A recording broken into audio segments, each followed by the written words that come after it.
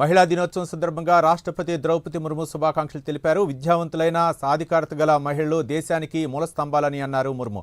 ప్రతి స్త్రీ గౌరవం, భద్రత, స్వేచ్ఛతో జీవించాలని తెలిపారు.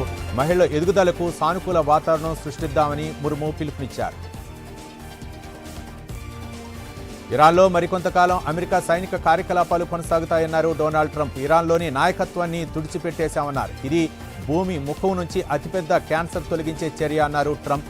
ఇరాన్లో స్కూల్పై బాంబు దాడిని ఖండించిన ట్రంప్, ఇరాన్ ఆయుధ లోపం వల్లే స్కూల్పై దాడి జరిగిందన్నారు. ఆయుధాల విషయంలో వాళ్లు తప్పుగా వ్యవహరిస్తున్నారని, దక్షిణ ఇరాన్లోని స్కూల్పై దాడిలో 175 మంది చిన్నారులు మృతి చెందారని గుర్తు చేశారు. ఇరాన్లోని ఆయిల్ స్టోరేజ్ ట్యాంకుల్ని ఇజ్రాయెల్ టార్గెట్ చేసింది. టెహ్రాన్ సమీపంలోని 30 పెద్ద ఆయిల్ రిఫైనరీలు, స్టోరేజ్ సైట్లపై లక్ష్యంగా యుద్ధ విమానాలు విరుచుకుపడ్డాయి. ఆయా ప్రాంతాల్లో భారీ పేలుడు సంభవించాయి. దట్టంగా పొగ కమ్మేసింది. యుద్ధం మొదలైన తర్వాత ఇంధన మౌలిక సదుపాయాలపై అతిపెద్ద దాడి చేసింది ఇజ్రాయెల్. ప్రపంచవ్యాప్తంగా ఆయిల్ ధరలు మరింత పెరిగే అవకాశం ఉన్నట్లు తెలుస్తోంది. మెదక్ జిల్లా కౌడిపల్లిలో తునికి కృషి విజ్ఞాన కేంద్రంలో వాల్యూ ఎడిషన్ ఫుడ్ ప్రాసెసింగ్ కార్యక్రమం నిర్వహించారు. ఈ కార్యక్రమానికి ముఖ్య అతిథిగా కేంద్ర మంత్రి బండి సంజయ్ హాజరై ల్యాబ్ను ప్రారంభించారు. ఈ కార్యక్రమంలో మెదక్ ఎంపీ రఘునందన్ రావు, బీజేపీ శ్రేణులు పాల్గొన్నారు. భద్రాద్రి కొత్తగూడెం జిల్లా కొత్తగూడెం మున్సిపల్ కార్పొరేషన్ కార్యాలయ ఆవరణలో అంతర్జాతీయ మహిళా దినోత్సవ కార్యక్రమం నిర్వహించారు. ప్రజాపాలన ప్రగతి ప్రణాళికలో భాగంగా నిర్వహించిన కార్యక్రమంలో ఎమ్మెల్యే కోననేని సాంబశివరావు హాజరయ్యారు. ఈ సందర్భంగా మహిళలకు సిపిఐ పార్టీ ఎప్పుడూ అండగా ఉంటుందని ఆయన తెలిపారు. అంతర్జాతీయ మహిళా దినోత్సవం సందర్భంగా మహిళలకు జిల్లా కలెక్టర్ కె హరిత శుభాకాంక్షలు తెలిపారు. మహిళా దినోత్సవాన్ని ఒక్కరోజు మాత్రమే కాకుండా ఆ స్ఫూర్తిని ప్రతిరోజు జీవితంలో కొనసాగించాలని ఆమె సూచించారు. మహిళలు తమపై నమ్మకం ఉంచుకుంటే ఏ రంగంలోనైనా విజయాలు సాధించగలరని అన్నారు. మహిళాభివృద్ధికి ప్రభుత్వం పలు ప్రోత్సాహ కార్యక్రమాలు అమలు చేస్తోందని తెలిపారు. పంచాయతీ ఎన్నికల్లో మహిళలు సాధించిన విజయాలు మహిళా సాధికారతకు నిదర్శనమని అన్నారు. సంగారెడ్డి జిల్లా జహీరాబాద్లో ఏర్పాటు చేసిన ప్రభుత్వ ఇఫ్తార్ విందులో మంత్రి అజారుద్దీన్ పాల్గొన్నారు. MP Suresh Shetkar, TGIIC chairperson Nirmala Jaggareddy హాజరయ్యారు. రాష్ట్రంలో రేవంత్ సర్కార్ మత సామరస్యానికి ప్రతీకగా ఇఫ్తార్ విందులు ఏర్పాటు చేస్తోందని అజారుద్దీన్ అన్నారు. అంతకుముందు బూచినేపల్లిలో మైనార్టీ బాలికల గురుకుల పాఠశాలను సందర్శించారు.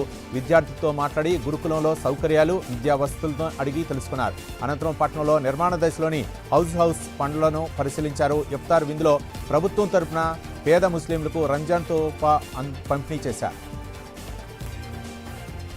యాదాద్రి భువనగిరి జిల్లా చౌటుప్పల మండలం పంతంగి టోల్గేట్ వద్ద కావేరీ ట్రావెల్స్ బస్సుకు పెను ప్రమాదం తప్పింది. ఇంజన్ నుండి పొగలు రావడంతో ప్రయాణికులు భయంతో దిగేశారు. మళ్లీ అదే బస్సు ఎక్కాలని డ్రైవర్తో ప్రయాణికులను కోరుతున్నా వారు వినలేదు.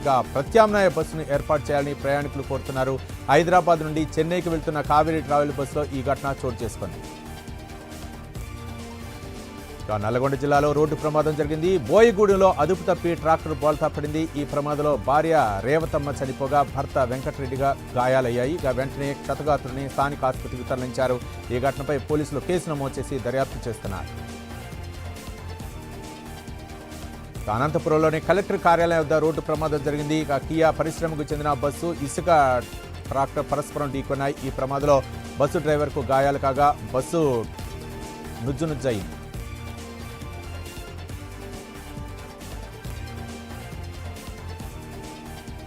రఘురామకృష్ణరాజు సిఐడి కస్టడీ టార్చర్ కేసులో 4వ రోజు ఐపీఎస్ అధికారి సునీల్ నాయక్ విచారణకు హాజరయ్యారు.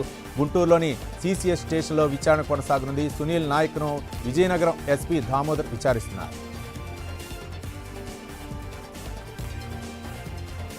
విజయవాడ ఇంద్రకీలాద్రిపై శాస్త్రోక్తంగా మహాకుంభాభిషేక మహోత్సవాలు జరుగుతున్నాయి. ఈ మహోత్సవాల్లో భాగంగా యాగశాలలో విశేష పూజా కార్యక్రమాలు నిర్వహించారు.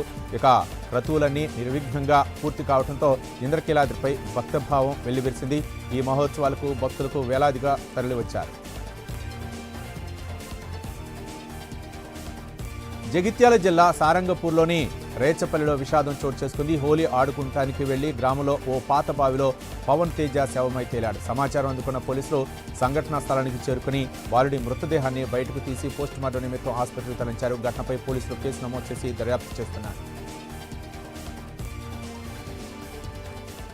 దేశంలో ఎండల తీవ్రత పెరుగుతోంది. ఢిల్లీ, యూపీ, పంజాబ్, హర్యానా, తెలంగాణ, మధ్యప్రదేశ్, ఛత్తీస్గఢ్, గుజరాత్, మహారాష్ట్ర, గోవా, పశ్చిమ బెంగాల్, బీహార్కు ఐఎండీ హెచ్చరికలు జారీ చేసింది. ఇప్పటికే ఎండల తీవ్రత 40 డిగ్రీలు దాటుతుంది. ఇక మార్చి 2వ వారం నుంచి మరింత పెరిగే అవకాశం ఉందని ఐఎండీ హెచ్చరించింది. నేడు T20 world cup final match జరగనుంది. గుజరాత్లోని అహ్మదాబాద్ నరేంద్ర మోదీ స్టేడియంలో రసవత్తర పోరు జరగబోతుంది. భారత్తో న్యూజిలాండ్ తలపడనుంది. న్యూజిలాండ్ను ఢీ కొట్టాలన్న కసితో టీమిండియా ఉండగా ఆత్మవిశ్వాసంతో కివీస్తుంది. రాత్రి 7 గంటలకు ఈ మ్యాచ్ ప్రారంభం కానున్న నేపథ్యంలో క్రికెట్ ఫ్యాన్స్ ఎప్పుడా అని ఊవెళ్లు ఊపుతున్నారు.